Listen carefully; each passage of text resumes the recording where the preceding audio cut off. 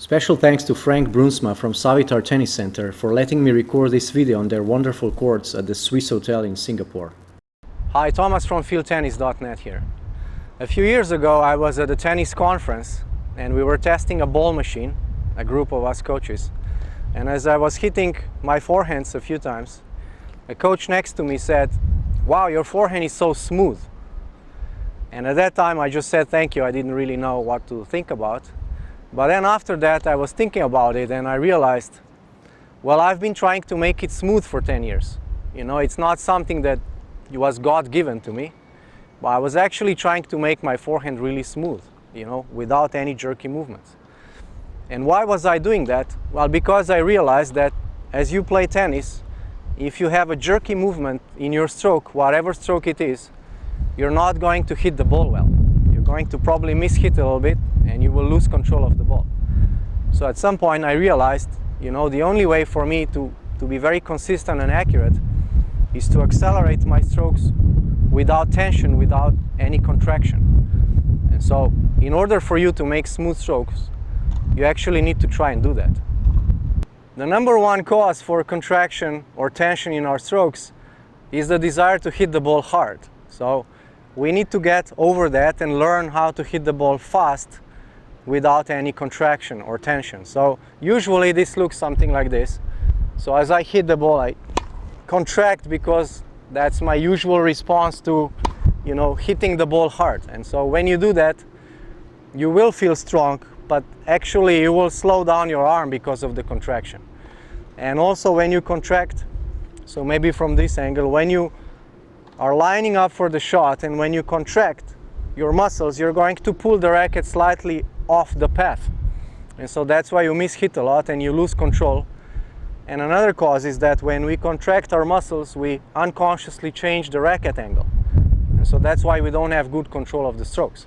So the only way to maintain control of your strokes when you want to hit a faster ball is to get rid of these jerky movements. So if I demonstrate, if this is one forehand where there's like a jerky movement, like jerky acceleration, like a contraction, I need to become aware of it. So if I'm not thinking about it, then it will just keep happening. So as I become aware of it, so as I hit one ball and I realize somewhere in my stroke, like here, I'm contracting very hard, very strong.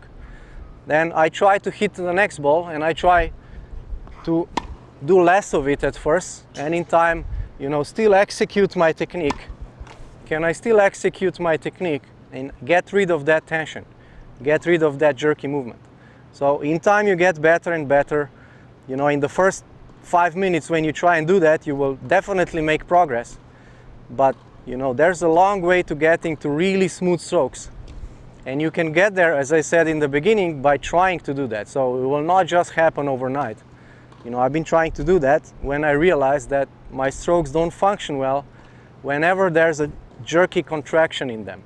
And so this is especially true for the serve.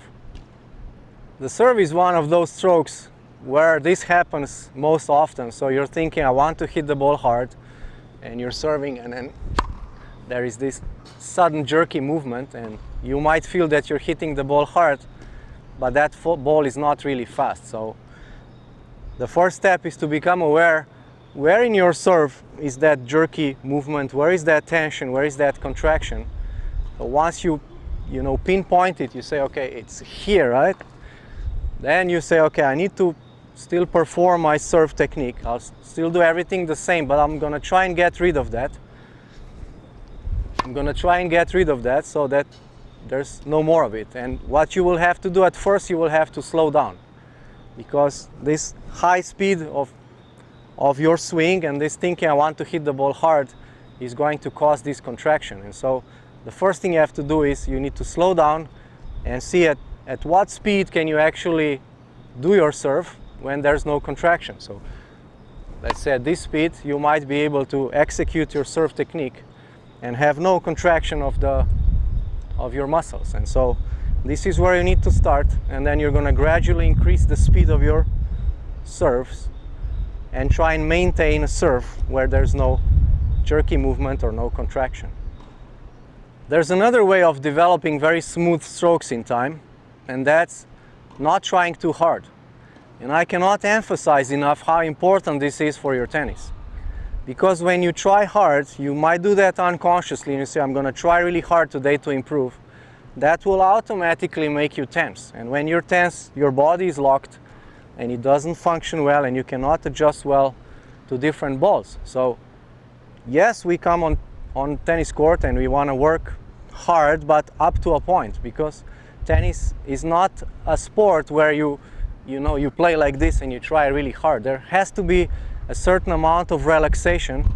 So yes, we want to be alert and we want to be intense, but we don't want to think I will try very hard to play, because that's going to make you very tense and you're not going to move well and you're not going to hit the ball well. So see if that applies to you. Is it always in your mind, okay, I'm going to try very hard, and see if you can see how that triggers a response of your body that is tension. Okay, so think about it. Can you play tennis and just don't try so hard and still maintain that alertness and intensity and look for comfort and looseness, and see what happens to your game?